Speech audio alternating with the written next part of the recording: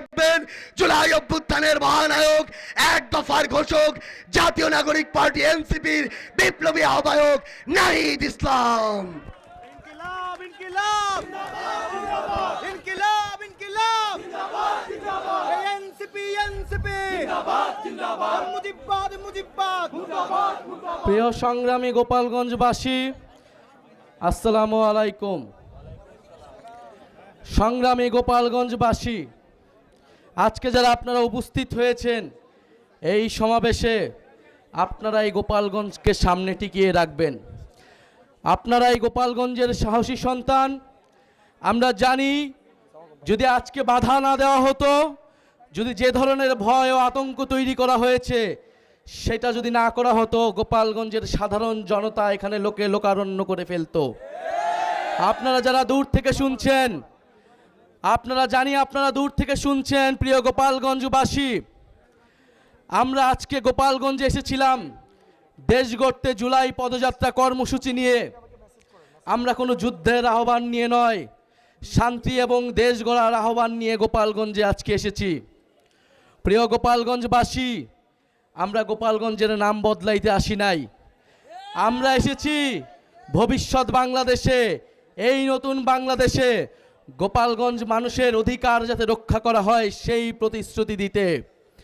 প্রিয় গোপালগঞ্জবাসী, মুজিববাদীরা আজকে বাধা দিয়েছে। গণ অভ্যুত্থানের মধ্যে আমরা বলেছিলাম বাধা দিলে বাঁধবে লড়াই, সেই লড়াইয়ে জিততে হবে এবং সেই লড়াইয়ে আমরা জিতেছিলাম। আজকে আবারও বাধা দেওয়া হয়েছে, দ্বিগুণ গতিতে এর জবাব আমরা দিব ইনশাল্লাহ।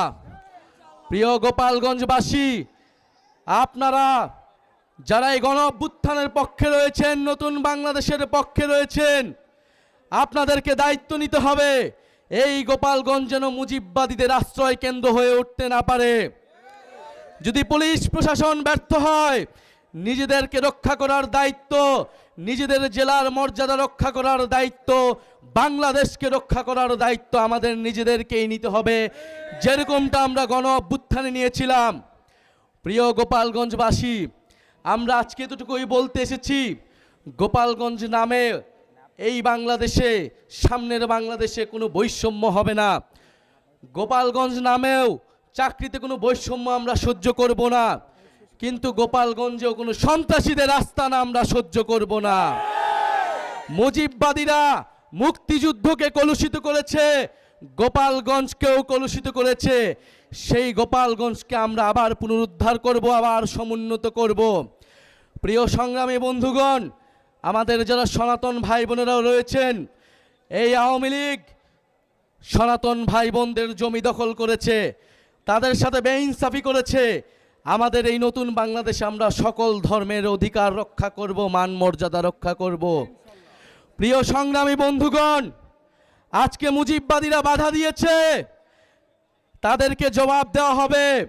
আমরা যদি আজকে এখানে দাঁড়িয়ে ঘোষণা দেই, সারা বাংলাদেশ এই গোপালগঞ্জে এসে জড়ো হবে। কিন্তু আমরা সময় দিয়ে যাচ্ছি। আজকে যে বাধা দেওয়া হলো, কারা বাধা দিয়েছে, কোন সাহসে বাধা দিয়েছে, কোন সাহসে মুজিববাদীরা এখনো গোপালগঞ্জে আশ্রিত রয়েছে, কারা আশ্রয় দিয়েছে? দ্রুত সময়ের মধ্যে বিচার যদি না হয়, আমরা আবারও আসবো গোপালগঞ্জে। আমরা নিজ হাতে দায়িত্ব নিয়ে গোপালগঞ্জকে মুজিববাদীদের থেকে মুক্ত করব ইনশাল্লাহ।